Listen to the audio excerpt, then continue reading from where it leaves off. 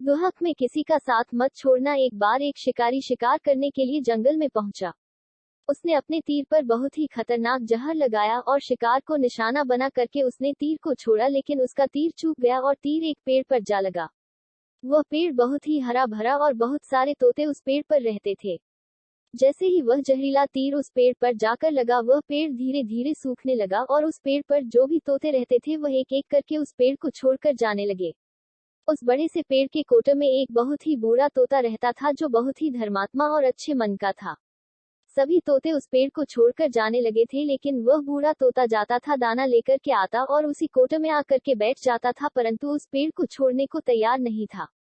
बूढ़े तोते के साथियों ने कई बार आकर के उसे समझाया कि यह पेड़ सूख रहा है और किसी दिन गिर भी जाएगा, चलो किसी और पेड़ पर चलकर रहा जाए, परंतु वह बूढ़ा तोता वहां से जाने को तैयार नहीं हो रहा था।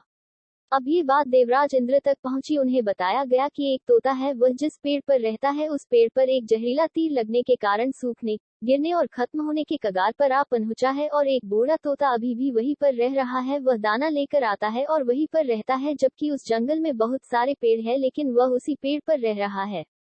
देवराज इंद्र प्रकट हुए और उस बूढ़े तोते से कहने लगे कि आप बहुत धर्मात्मा हैं, बहुत ही अच्छे मन के हैं, लेकिन आप इस पेड़ को छोड़कर किसी और पेड़ पर चले जाइए, क्योंकि यह पेड़ कुछ ही दिनों में गिर जाएगा।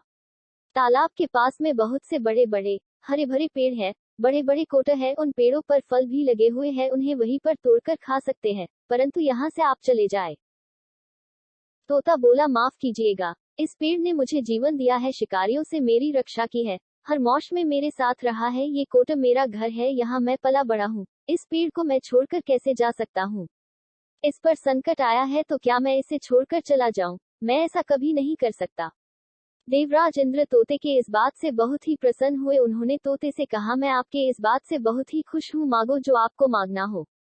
उस बूढ़े तोते ने कहा, मुझे बस इतना मांगना है कि जिस पेड़ ने मुझे जन्म दिया, जहाँ मैं रहा पला बड़ा, जिसे आप मेरा जन्मभूमि कह सकते हो, आप इसे फिर से वैसा ही हरा भरा कर दो जैसा ये था। देवराज इंद्र ने अमृत से उस पेड़ को सिंच दिया और पहले की तरह हरा भरा कर दिया।